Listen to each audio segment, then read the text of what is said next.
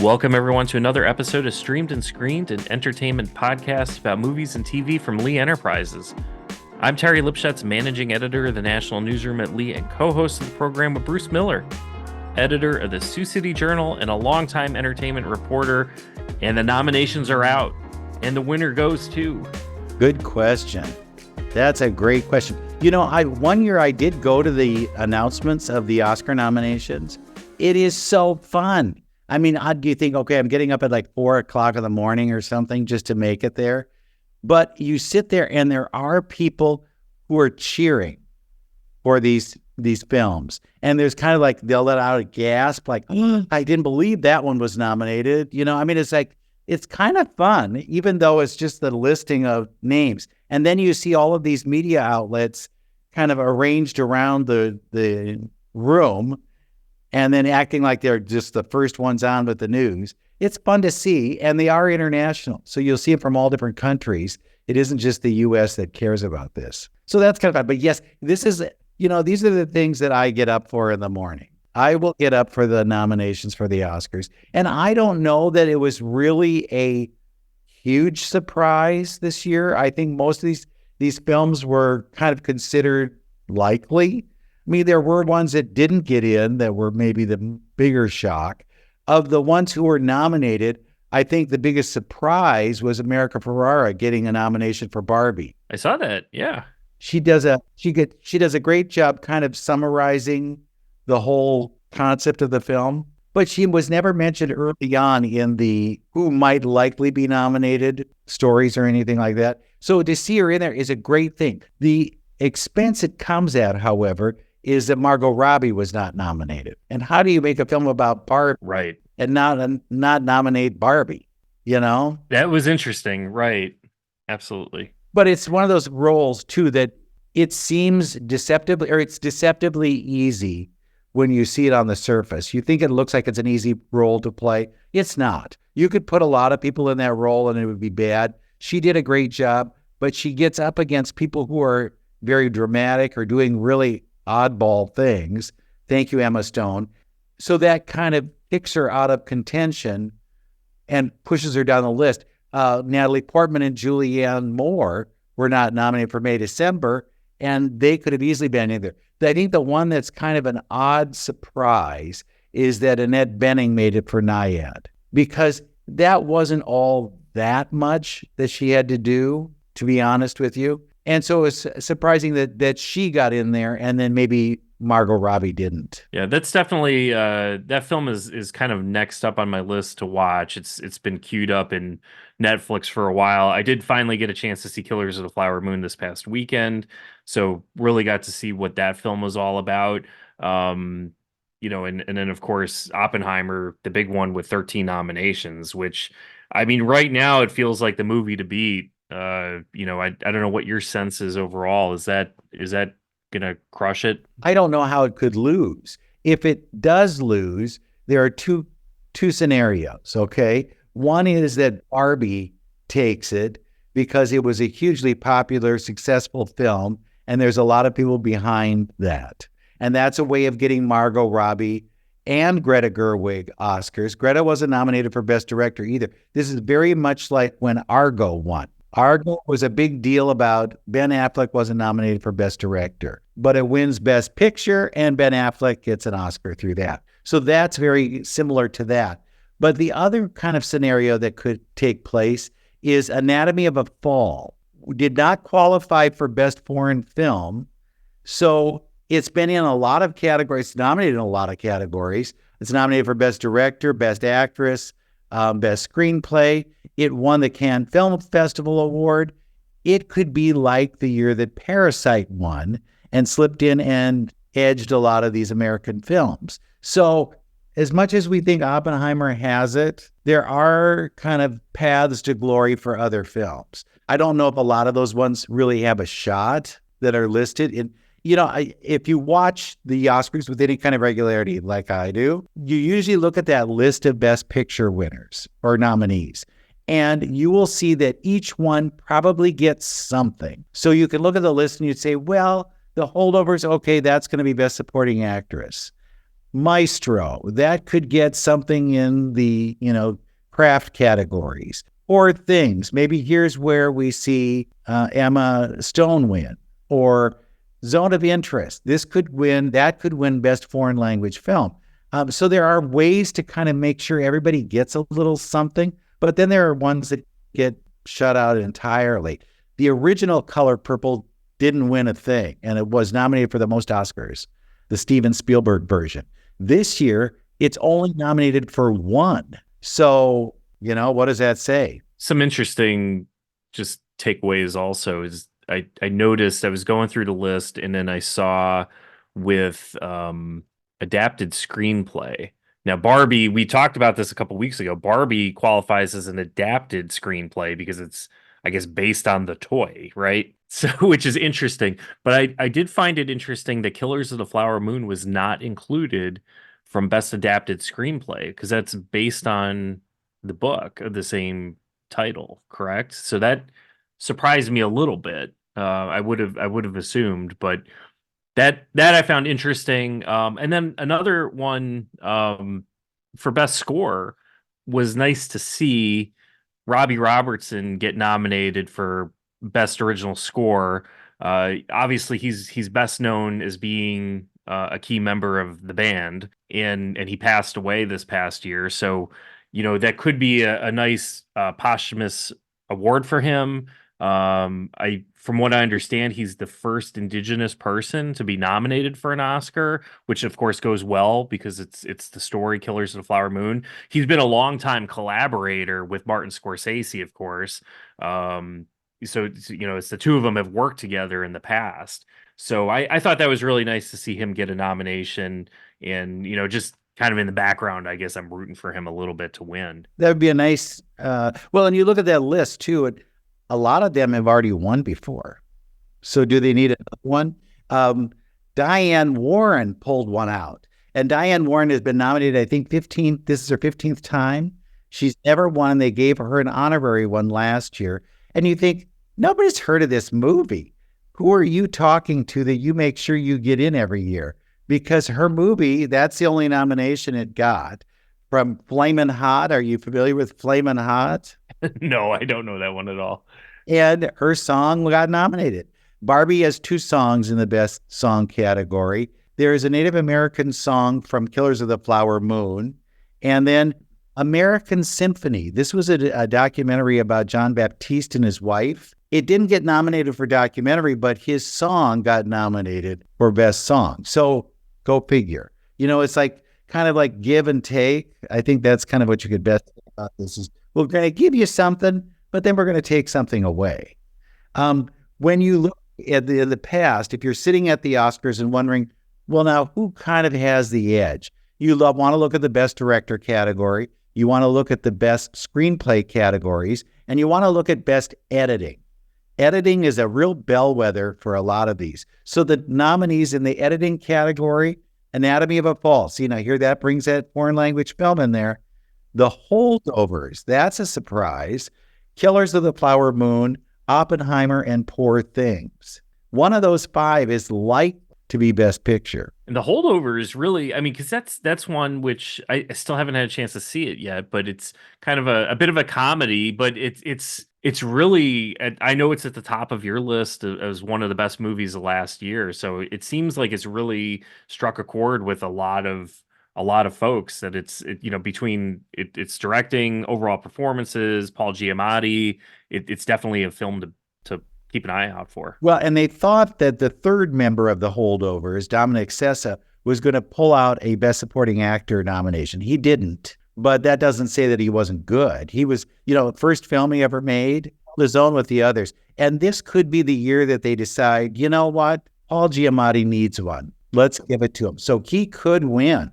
I think Divine, or Dave Vine, as they like to pronounce it, Joy Randolph, is almost a lock for Best Supporting Actress. I think she and Robert Downey Jr. are the 2 that you can bank on right now.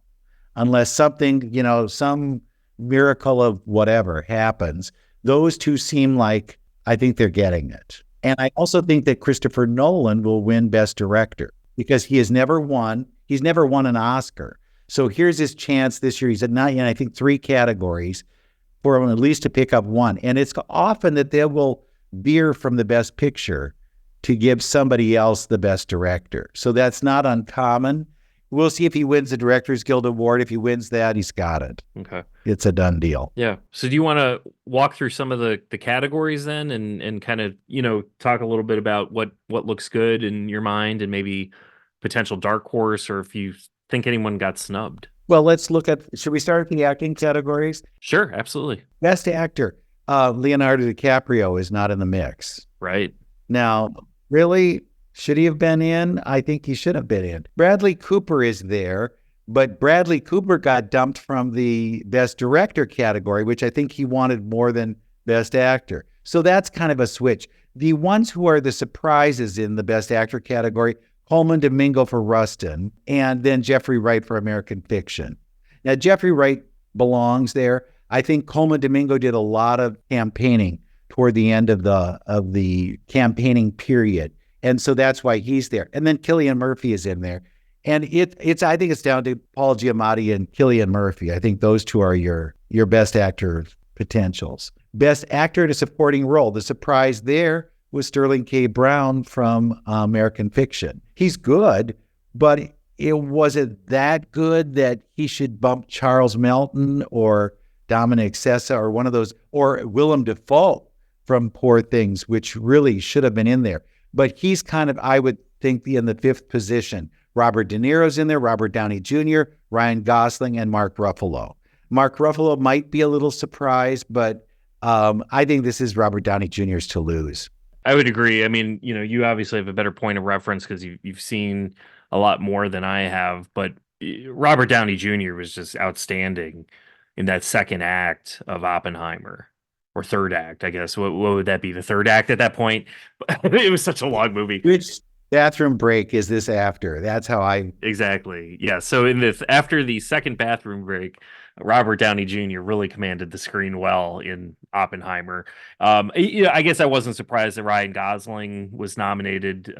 We talked about it prior, but I think, as we've kind of come to see, Barbie it's deserving of its accolades, but it's probably losing some, steam with voters because it just hasn't performed well in the awards that we've seen to date. Robert De Niro, Killers of the Flower Moon. So, Leo snubbed, Bobby not, which was kind of interesting. It is what it is. Martin Scorsese didn't get a screenplay nomination, even though he was writing the screenplay, but he got his director nomination, which puts him over Steven Spielberg for director nominations. It's interesting. Best actress, the wild card there is Annette Bening, because she wasn't considered that strong that she'd have to be in the list. Her husband, Warren Beatty, was one of those first I'm getting a lot of nominations in one year. He had 4 in 1 year, including acting, directing, writing, and producing. And so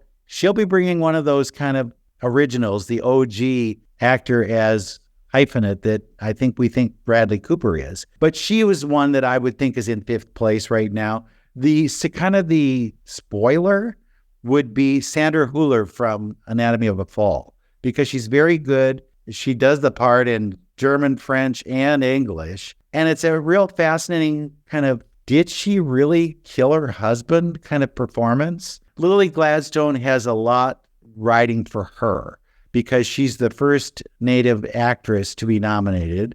She did a great job.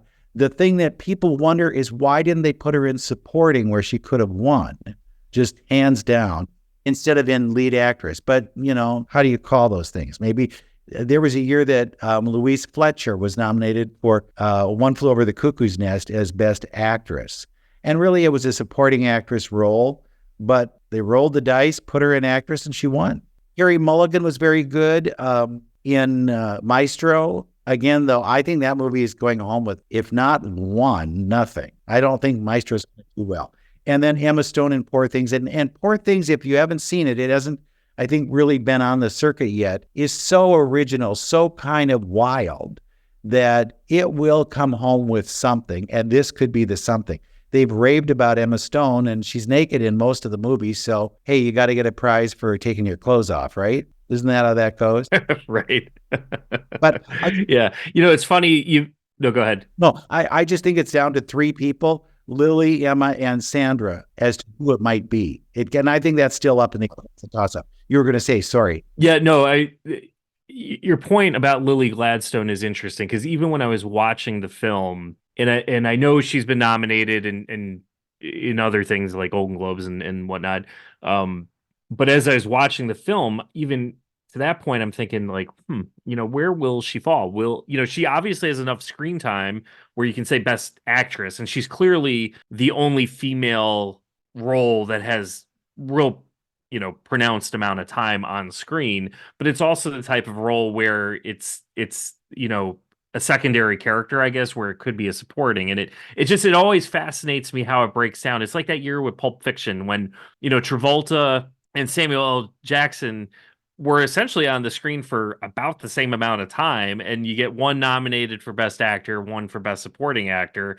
and it's just like, how do we figure this out? I don't even, what's the criteria, and it almost feels like you just, let's just nominate them. I guess you have to enter in some category and you just figure it out. Right, you have to submit, and you submit where you think you have a best shot, but they'll put a clock to it at some point and tell you that so-and-so was on the screen for 30 minutes and so-and-so was on 60 minutes.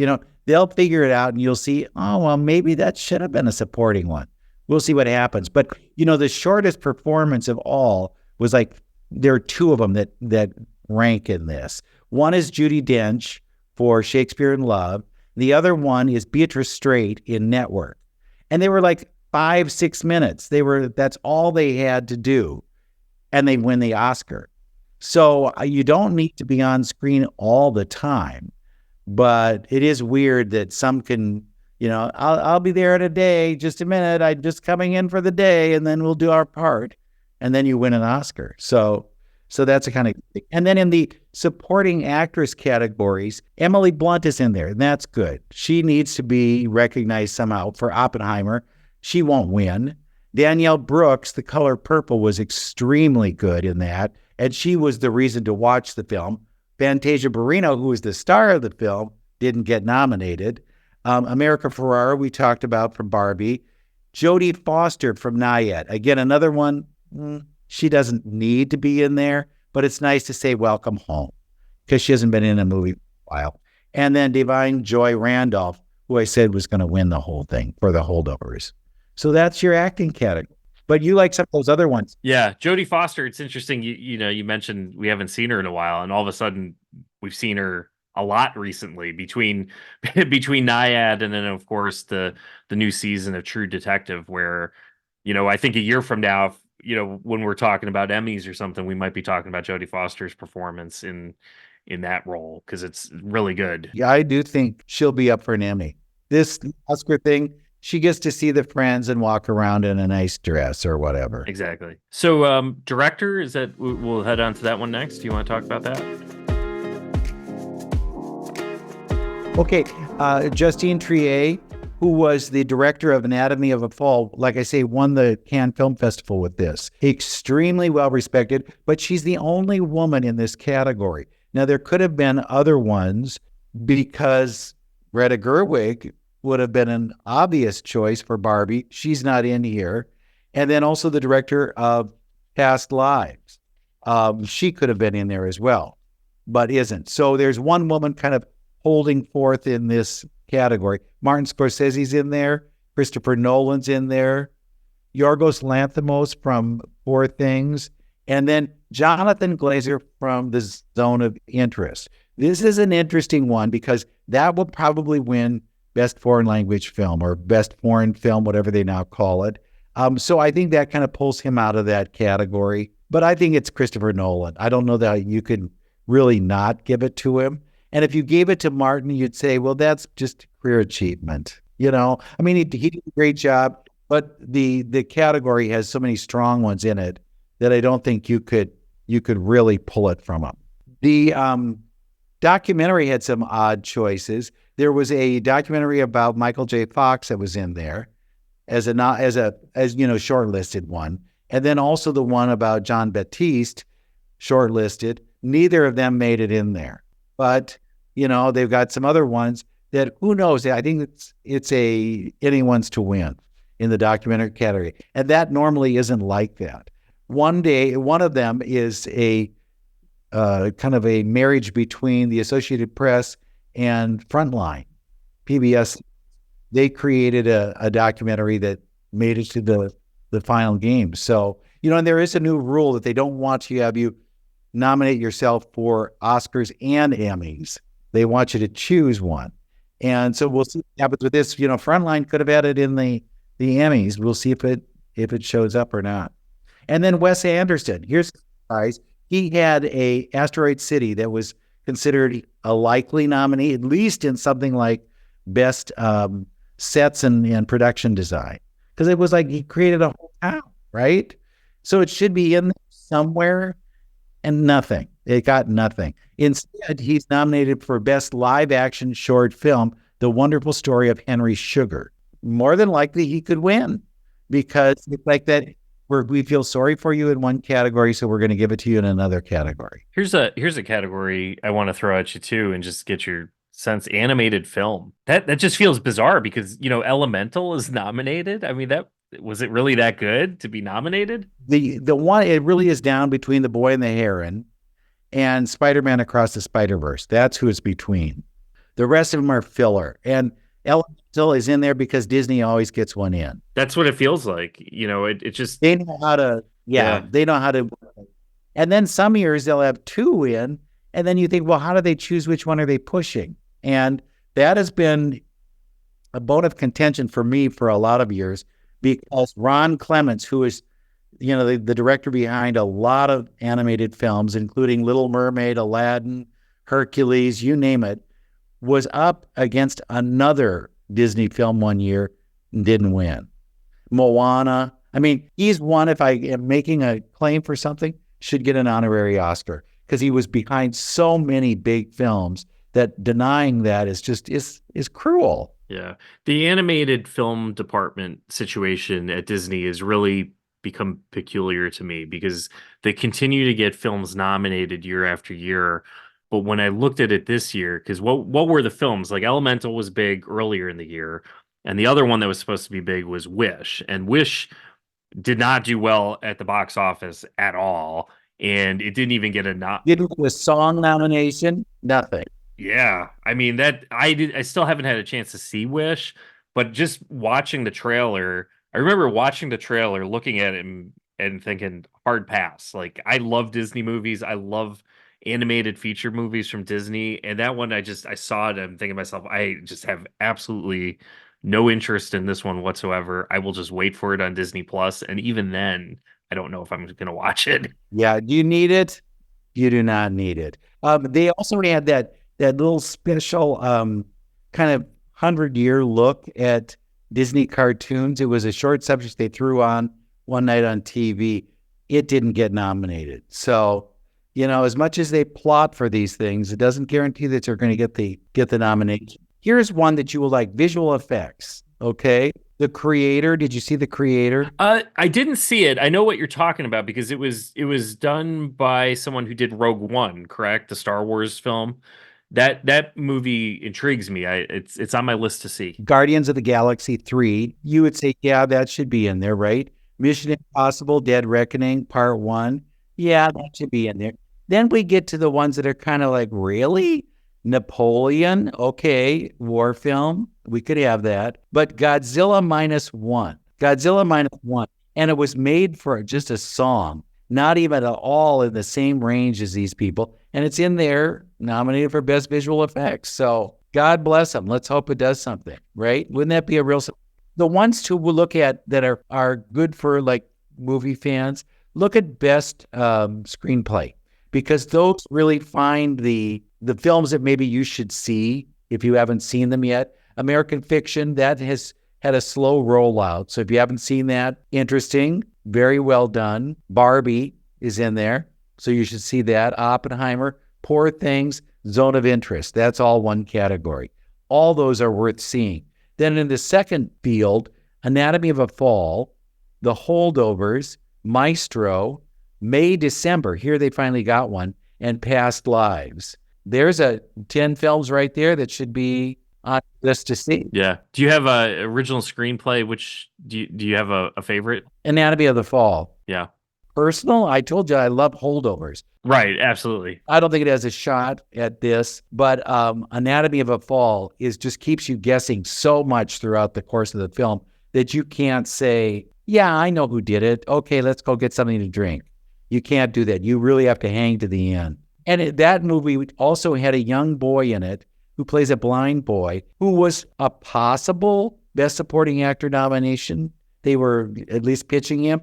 He didn't get in, but I think that'd be cruel too. I think when you get kids in there, it's always kind of a bad horse race. They need to bring back that best kind of child performance honorary, because there are good ones, but I would hate to be in the mix and then you have to try and beat down some old person. Interestingly enough, the Best Supporting Actor category, nobody is under 40 in that this year. That's interesting. Remember we talked about old men and young women winning these things? Mm-hmm. That's how it goes. Old men in the supporting actor, young women in the supporting actress. It fascinates me too, if you look at the history of the Oscars, some of the awards that they've given out, because if you go to like Disney World, for instance, they have a lot of the awards that Walt Disney and the Disney company received early on. Like I think didn't the Snow White and the Seven Dwarfs, they won an Oscar, and I think the Oscar was actually like a row of like mini statuettes together. It's a special one, and it was a big Oscar, and then 7 little Oscars that were all attached to the big. And this is hard to find. It was at the Disney Museum in San Francisco, the Disney Family Museum, and then they moved it. It's gone all around, but it's so rare because nobody had ever seen anything like that. And I believe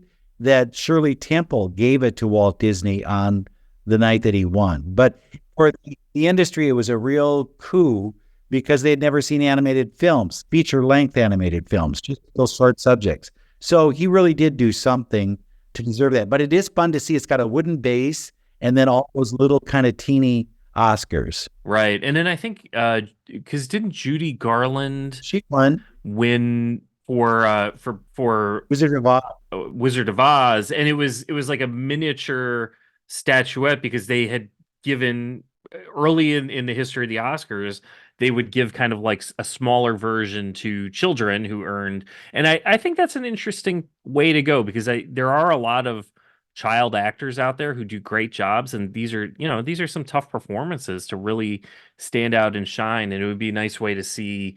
Maybe it's an honorary type of thing where you can, maybe you don't get the full size award because of what it is. But I think, there is a deserving way to kind of acknowledge certain people or films that do well, that are maybe outside the norm. Haley Mills won one of those for, I believe, Pollyanna, and she lost it.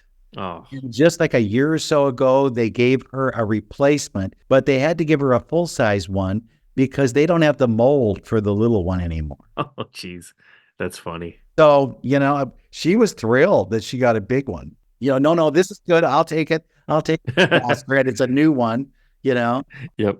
But that is a fascinating history thing, is what happens to some of these Oscars. The Oscar given to Hattie McDaniel for Gone with the Wind, she was the first Black performer to win in competition an Oscar. And in those days, it was a little plaque with an Oscar kind of on the side, but she gave it to a school to put on display, and it disappeared. And they've never been able to find it. So at the Oscar Museum, there is a blank space, and it says, this is Hattie McDaniel's Oscar. And they're just waiting to find it so they can put it in there. But it has not shown up. And people will steal Oscars. There's always some story that you go, what happened there? Or they break them or whatever it happens. In fact, we had the author of a book about the Oscars on Streamed and Screened a couple of years ago, where he talks about that Charlie Chaplin had broken his honorary Oscar, and they brought it back. And it was the same year that Marlon Brando refused his Oscar. So the Oscar that they were going to give Marlon Brando would actually have gone to replaced the broken one that Charlie Chaplin got. So if you wondered what happened to Marlon Brando's Oscar, Charlie Chaplin got it. Yeah, that's fascinating. Yeah, it's really amazing what happens to some of these awards. And do they have do they have the rule that you can't sell them or anything like that? You have to sell it back to the Academy. Yeah. Now you can give it to somebody. You could will it to, like, now Terry, when you win, you could will it to me. Right. And it would carry it on from there. Yeah. And usually it's a matter of who gets it. Is it some stray relative that winds up with it? And if they were before a certain year, they didn't have these rules in place, so they have been able to sell them. And they've gone for, as high as $1 million for an Oscar. It depends on the condition and what it was given for. Clark Gables is at the Oscar Museum, and that's fun to see because they were different. The guy still looks the same, but the base is different. They had like a little base for the early ones, and then they got bigger. Then they looked like they were silver at one point, then they went black. So the base is the way it changes, but the metal guy on the top kind of looks the same all the time. Yeah, it's real interesting. When you look at I was looking at pictures of Elizabeth Taylor's home, and she got 3 Oscars. She won for Butterfield 8 and then also for Who's Afraid of Virginia Woolf. And then she got an honorary one for all of her AIDS charity work. She has the 3, or at least in this picture, she had the 3 together. And you could see exactly how different the 3 were. Yet when we look at it, we see it automatically as, it's an Oscar. It's just how they change. But yeah, so today is a good day for some people. They're cheering because they got nominated. It could be kind of a tough day for those who didn't get nominated. Then it becomes that big race between now and March 10th when they start jockeying for position. Now is when you'll see these people turn up on talk shows. Now you'll see them on places they wouldn't normally go. They'll go to a lot of meet and greet kind of screenings, and they do the campaigning. It's like running for office. And sometimes it runs against you, and sometimes it's that little extra that pulls you across the line. You can never be sure that they are going to win because Oscar likes to surprise. And there's usually, as much as I can predict every one of these categories, there'll be one that you go, well, wait a minute, what'd they do there? And it's, maybe it's just to keep you guessing or throw you off a bit. So, well, there's a lot of time now. So if you haven't had a chance to see all the movies, it's not like, the Oscars are next week. They're March 10th, the 96th Oscars. They will be on ABC. So you've got a couple months now where you can go out. Well, I guess a little less than 2 months, but it's still ample time. It's cold outside. You need a little something to do. Pop in a movie, check it out, and we'll see who comes. We'll certainly be talking about it in a few weeks.